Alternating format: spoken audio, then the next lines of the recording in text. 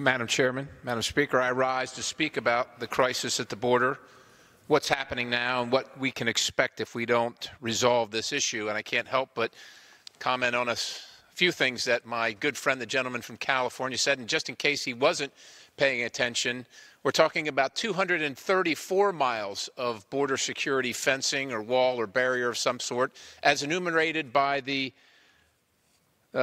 Secretary of Homeland Security, not the President, the Secretary of Homeland Security. So when he says it's unspecified where it will be and what it will be, it is very closely and very particularly specified by the Secretary, not by the President, that in the 10 worst sites along the border where there is no barrier now. But let's get on with the other business of the afternoon. I'm here this afternoon with nearly a dozen of my colleagues in the House Freedom Caucus who lay out the case with specifics for the President's policies on border security, which are aimed at keeping Americans safe and enforcing our laws.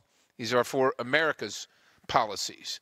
The government's been shut down for the longest period in modern history. It's shut down over the topic of border security and whether to fund the construction of a border wall on points along our southern border. Right now, our immigration is our single greatest policy failure, a failure that's a manufactured one. It was created from political cowardice, short-termism, and self-interest.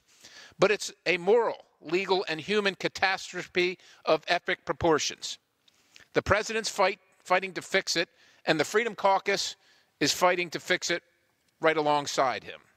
Squarely in our way is a party gripped by denial, their political equivalent of hear no evil and see no evil. We learned that putting your head in the sand doesn't change the reality of the situation. The facts are facts. They don't have a political position. It's not about how we feel or what we wish the facts are. They are what they are. Let me quote a recent Vox article, a publication, mind you, that's no friend to conservatives or the Trump administration. And this is the quote. Hundreds or even thousands of migrant families are set to be released from government detention along the U.S.-Mexico border over the next several days. But while the mass release of families may cheer critics of the Trump administration's treatment of immigration families, the government's new plan will probably lead to hundreds of families getting dropped off en masse at bus stations, literally out in the cold. That's the quote. Now, the U.S. Border Patrol is so jammed that they had to release these illegal aliens at a Greyhound station on Christmas Eve. That's not the Border Patrol's fault. It's an activist judge in California who said that Customs and Border Protection must release these individuals. But there's nowhere for these families to go. Charities at the border are full. Detention facilities at the border are full. Some more quotes from the same article. But over the summer and fall of 2018, it's become clear that there really is a crisis at the border because more families are coming to more places than U.S. officials have ever been capable of dealing with. During the peak of unauthorized migration into the U.S. circa 2000, the overwhelming majority of migrants were single men. Only 10% of Border Patrol apprehensions were families or unaccompanied children. Yet in November of 2018, 57% were families or children. More families crossed the U.S.-Mexico border without documentation in November of 2018 than in any month since the Department of Homeland Security started tracking family apprehensions separately. More children and families crossed in November 2018 than crossed during the peak of the border crisis in June of 2014. This is Vox, mind you. This is analysis from a liberal publication. Let me repeat the line. But over the summer and fall of 2018, it's become clear that there really is a crisis at the border. Again, this is from Vox.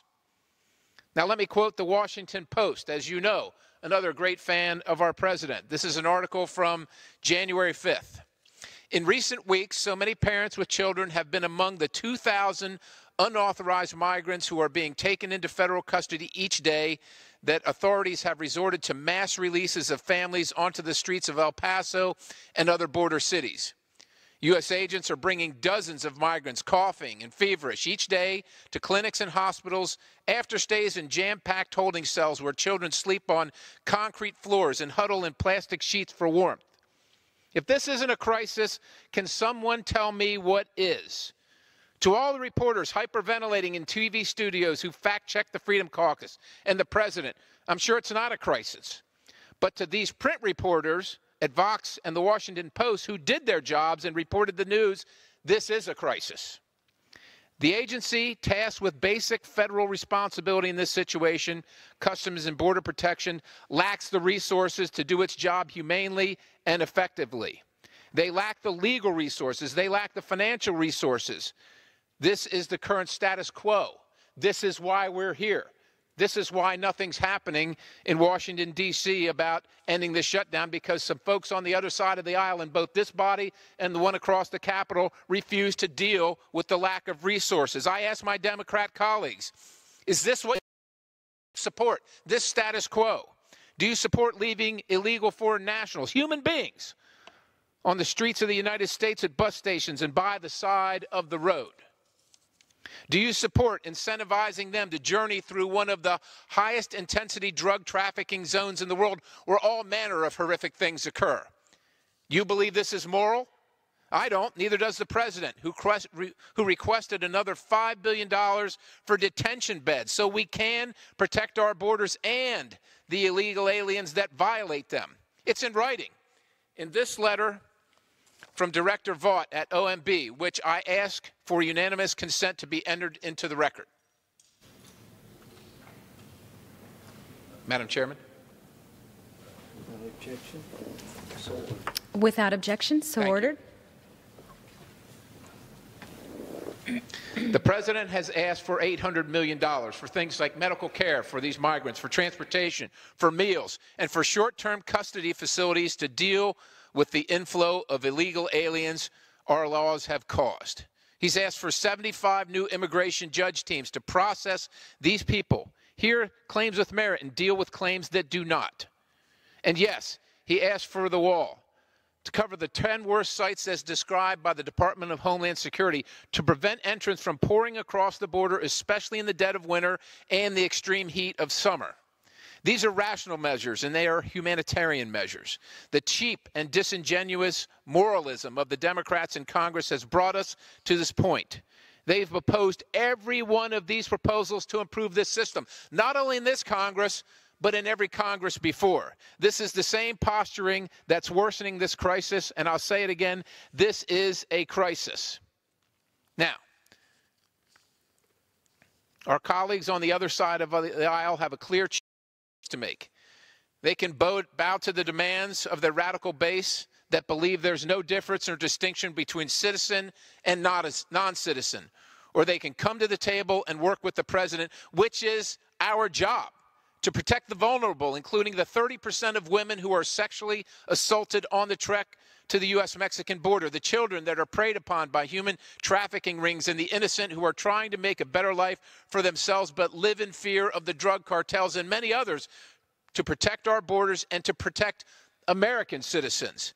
And they can provide immigration and custom enforcement the tools, legal and financial, to do its job. What's not up for debate is whether the children shivering on the floor because we can't house them is a crisis. That's the bottom line here. Even worse, American families are losing loved ones at the hands of illegal foreign nationals under preventable circumstances. Preventable, completely preventable. Earlier today, we heard from angel moms, a sister and a brother, American citizens who lost loved ones, because we aren't enforcing our immigration laws. This is completely and wholly unacceptable. We're a compassionate nation and a nation of laws, but the same laws apply to all of us. It's not this law for some and this law for others. We cannot allow ideology to prevent us from addressing the crisis. The situation is too dire for these people at risk, and the situation for America is critical. Tonight, the House Freedom Caucus stands with the president, and I'm proud to stand with my colleagues to make the case